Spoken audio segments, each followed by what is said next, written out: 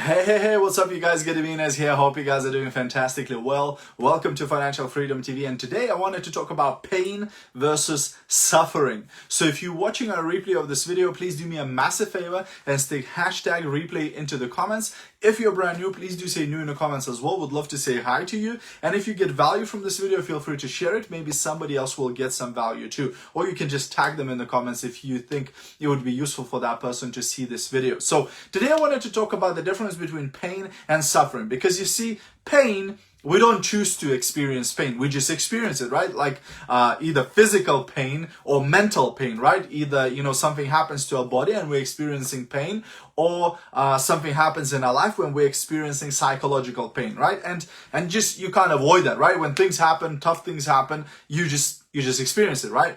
But suffering, on the other hand, is something that you choose to experience, right? It's something that you're actually in control of. You don't control your pain so much, but you can control your suffering, right?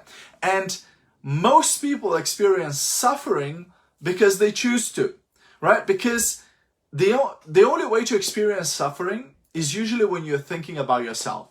Oh, woe is me. Why is so hard for me? Why is life so bad for me? Why is this happening to me? Why did this person do this to me? Etc. So most of the time when you're experiencing suffering is when you're thinking about yourself. That's when usually it happens. At least I've noticed it that way, right?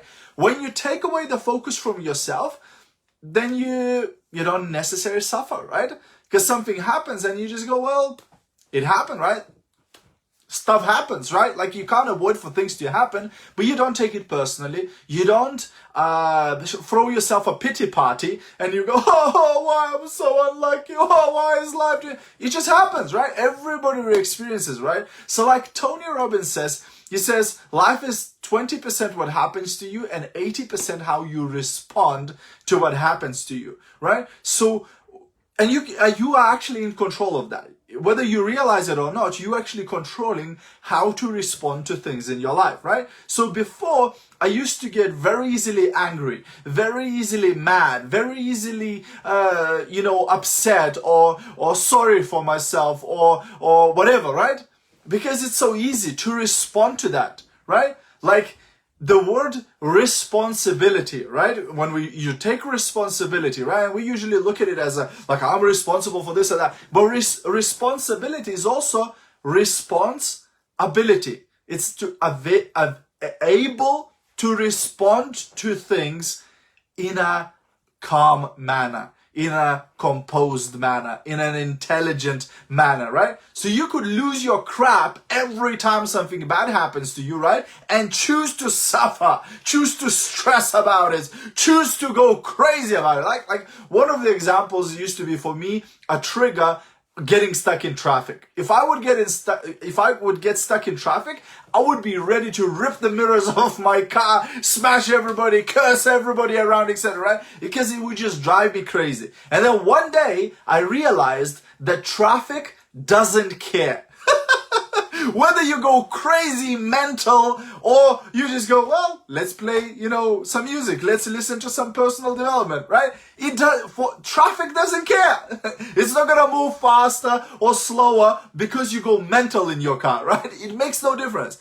In most of the other situations in life, I realized it's the same thing, right? I could go crazy about it, or I could go, it happened, whatever, right? Things happen, right? Like, I don't take it personally, and it doesn't make any difference in the outcome. You understand what I'm saying? So, one of the examples, we ordered a sofa, right? We ordered a brand new sofa, and they had to ship it from Poland, right? And it's a very nice sofa. We've been looking everywhere and found this place, custom made, by, the way we wanted, everything, the leather the way we wanted, the color the way we wanted, the sizes and everything, right? And I, when I bought it, I asked the guy, do you promise 100% to deliver it before Christmas? And he goes, yes, no problem, we'll deliver it before Christmas, absolutely fine, etc. And they actually made it, right? They made the sofa, they sent me the pictures, all done, all nice, etc. And then the shipping company that they use let them down. They basically came to collect it, and they didn't have enough space in their truck to bring it over to UK. So we're only gonna get it after New Year's, right? And the old me would have gone mental. I would have gone ballistic at them, right? I would have cursed them. I would have left them a negative review. I would have been crazy mad about it, right? But now I just reply to the guy messaged me, look, here's the pictures of the sofa. We made it and everything, but the shipping company let us down. It's out of our control. I'm still looking for another shipping company, but it's not likely that you will get it before Christmas, right? And I just replied to him, thanks for letting me know and thanks for doing your best, right? Because that's all he can do. All he can do is his best, right? And even if we get it after Christmas, and even if we get it after New Year's, I could look at it as a disaster, as the end of the world because I didn't have my new sofa for Christmas. Or I can look at it, whatever, I'm going to have it for the next 10 years, right? I can wait a few more days, right? It's not going to be the end of the world. And that's how I'm saying, right? Simple things like that. A lot of people let these simple things trigger them, stress them, make them angry, etc. And all of these emotions, all they do is damage your health, is damage your mindset. It doesn't affect anybody else. It doesn't really matter that much for anybody else. But for you, it's like poison, right? So for me, I used to do all of these things. Now, I just remove that from my life. And if I ever get mad or if I get upset, I analyze it. Right? Like with my wife Rita, I say, oh, that triggered me. Like that got me a bit mad. Why do you think that is? I need to work on myself. Like, why did this affect me so much? Why did I get so upset about it, right? So I actually monitor this now. Instead of just being like a zombie going, oh, and ignoring everything that happens in my life. Now if somebody triggers me, like if I start feeling jealous or if I start feeling angry at this thing or whatever, I ask myself, why am I feeling that way? Why is this thing triggering that feeling in me?